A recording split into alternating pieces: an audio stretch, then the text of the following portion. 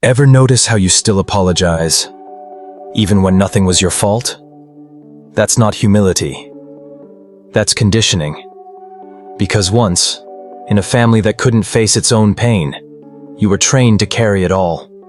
Sometimes the people who were supposed to love you the most became the ones who hurt you the deepest, not with their hands, but with blame. Maybe you were the truth teller, the peacekeeper, the one who asked, "Why can't we just talk about it?" And somehow, you became the problem. This is what psychologists call the family scapegoat, the person unconsciously chosen to carry the family's shame, conflict, and unresolved trauma. You were made to believe you were difficult, dramatic, or broken, when in reality, you were often the most emotionally aware one in the room. In this episode, we'll explore 8 powerful psychological signs that you were the scapegoat, and most importantly, why it was never your fault. Because once you understand the pattern, you can finally step out of it and begin to reclaim the peace that was always yours. Sign number 1, the blame dump. Every fight, every accident, every bad mood, somehow, it circles back to you. When the house was tense, you were the release valve. When mom snapped or dad went silent, it was your attitude that got blamed. You learned to brace yourself every time someone said, "Who did this?" Because the answer was already written. But here's the truth. Scapegoats aren't chosen because they're the worst. They're chosen because they're safe. You were the one strong enough, empathetic enough, to absorb the chaos others couldn't face. Psychologists call this projection, when people throw their own shame, anger, or failure onto someone else to feel in control. You became the emotional landfill of your family's unspoken pain. And over time, you may have mistaken that constant blame as proof that something was wrong with you. It wasn't. It was simply the family's way of saying, "We can't handle our mess, so you hold it." The question isn't, why did they blame me? It's, why did I start believing them? Sign number 2, the truth-punished child. You were the kid who couldn't stay quiet. You noticed when things didn't make sense, the yelling that didn't match the problem, the silence that hid the truth. You asked questions like, "Why are we pretending everything's okay?" And that's when it started. The cold stares, the anger, the words that cut deeper than any slap. Stop being dramatic. In many toxic families, truth is treated like betrayal. When you expose what's broken, you threaten the illusion that keeps everyone comfortable. So they label you the troublemaker, not because you lied, but because you saw too much. It's emotional exile for being honest. Over time, you learn to bury your truth just to stay safe. Your nervous system wires itself to equate honesty with danger. And that's how the scapegoat is born, the one who speaks, suffers, and then goes silent. The tragedy isn't that they punished your truth. It's that they taught you to fear your own voice. Sign number 3, the golden child contrast. In every toxic family, there's a balance, or at least the illusion of one. For every scapegoat who carries the blame, there's a golden child who can do no wrong. You know them. The one who was praised for breathing, adored for simply existing. While you were the lesson. The example of what not to be. You might have thought, if I just behave like them, maybe they'll love me too. But no matter what you did, it was never enough. Because the roles were never about truth, they were about control. The golden child feeds the parent's ego, while the scapegoat protects their denial. One keeps the peace, the other carries the pain. This dynamic doesn't mean your sibling was your enemy. They were trapped too, just in a different cage. Both roles are born from the same dysfunction, just wearing opposite masks. The golden child is who the family wanted. The scapegoat is who the family needed to survive. Sign number 4, the narrative rewrite.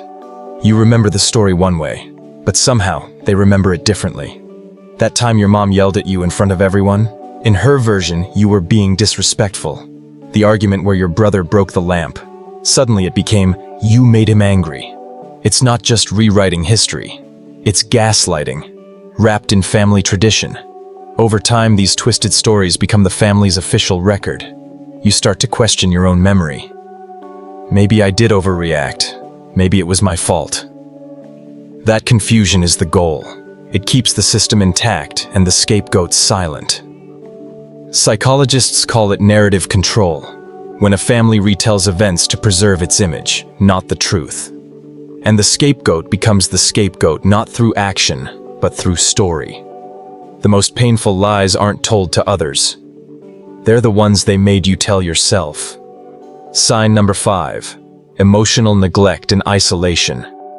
You could be crying in your room, and no one would notice. But the moment someone else felt sad, you were expected to comfort them. That's how emotional neglect works. It's not about what's said, it's about what's missing. As the family scapegoat, you probably learned early that your feelings were too much. When you hurt, they rolled their eyes. When you needed help, they changed the subject. Slowly, your nervous system adapted. You stopped reaching out, stopped expecting warmth. You became the quiet one, the strong one, the invisible one. But silence isn't strength, it's survival. Children aren't supposed to self-soothe their own loneliness. You learn to numb the ache just to belong to a place that never really saw you. And here's the hardest part. When you grow up unseen, even love can feel unfamiliar. You crave connection, yet you flinch when someone offers it. The wound of being ignored doesn't heal when people finally see you. It heals when you believe you deserve to be seen. Sign number 6, the self-doubt cycle. You apologize before you even know what for. You second-guess every text, every tone of voice, every pause in a conversation. Because somewhere deep inside, you learned that being wrong was safer than being right. That's the aftershock of scapegoating. It rewires your self-trust. When you grow up being told your memories are wrong, your emotions are exaggerated, your needs are selfish, you begin to distrust your own perception of reality.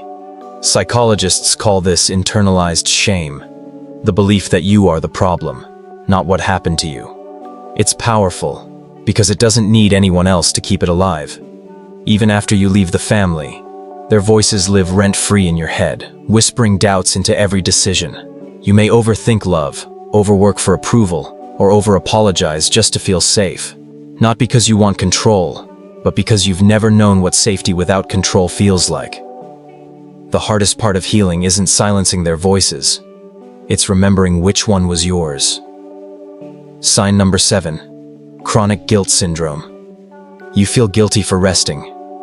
Guilty for saying no. Guilty for doing something nice, even for yourself. It's like guilt became your shadow, following you into every moment of peace, whispering, "You don't deserve this." That's what happens when a child is conditioned to believe their existence causes pain. You grew up thinking that if people were upset, it was somehow your fault. So you became hyper-aware, scanning every room, every sigh, every silence, trying to fix feelings that were never yours to fix. This constant guilt isn't humility, it's survival conditioning. Your brain learned to keep you safe by keeping you small. If you felt responsible, maybe you could prevent chaos next time. But guilt is a liar. It tells you that love must be earned, and peace must be paid for. And neither of those things are true. Healing begins the moment you realize you never had to apologize for existing. Sign number 8. Invisible success. You could win awards, build a life, start healing, and still hear that old voice in your head saying, "Don't get too proud." Because when you were the family scapegoat, your achievements were never celebrated. They were ignored, dismissed, or twisted into something selfish. If you got good grades, they said you were showing off. If you succeeded, they claimed you thought you were better than them. So you learned to dim your light, to play small so no one would feel threatened. That habit doesn't vanish in adulthood. You might find yourself shrinking before praise, rejecting compliments or sabotaging opportunities. Not because you lack confidence, but because visibility once meant danger. But here's the truth they never taught you. Your success isn't an act of rebellion, it's an act of recovery. Every step toward joy is proof that their narrative no longer defines you. You don't have to hide your light anymore. It was never too bright. They just refused to open their eyes. Healing doesn't start with forgiveness. It starts with permission. Permission to feel angry, to grieve, to say, "What happened to me was not okay." Because for the scapegoat, Healing means breaking the invisible contract that says, "I'll carry everyone else's pain if it keeps the peace." You don't have to keep that promise anymore. Your worth was never tied to how much you could endure. Start small. Journaling, therapy, or even learning to say no without explaining why. These are not acts of rebellion. They are acts of self-respect. As you heal, you'll begin to see the truth clearly. You were never too sensitive, too dramatic, or too difficult. You are simply surrounded by people too uncomfortable to face their own reflection. Healing isn't about becoming someone new. It's about coming home to the self they taught you to abandon. So let's take a breath. If you saw yourself in these signs, the blame, the silence, the guilt, know this: you weren't crazy, and you weren't broken. You were reacting exactly how a loving, sensitive human being reacts in an unsafe system. Every time you doubted yourself, every time you apologized for simply existing, you were surviving. And survival is not shameful. It's sacred. Because even when the world around you denied your truth, some small part of you refused to disappear. Now that part of you, the one that still believes in healing, in love, in freedom, deserves your attention. You can stop carrying the story they wrote for you and begin writing your own. The truth has always been yours to reclaim. You were never the problem. You were the proof that the problem existed. If this video made something inside you exhale, if it finally put words to what you've been carrying, don't keep it quiet. Someone out there still thinks they're the problem, and your share might be the moment they realize they're not. Hit like, leave a comment sharing which sign resonated the most, and subscribe for more deep dive episodes on trauma, healing, and emotional psychology. Because the more we talk about it, the less power the silence has. Remember, you don't have to earn peace, prove worth, or apologize for existing. You just have to begin, right here, right now.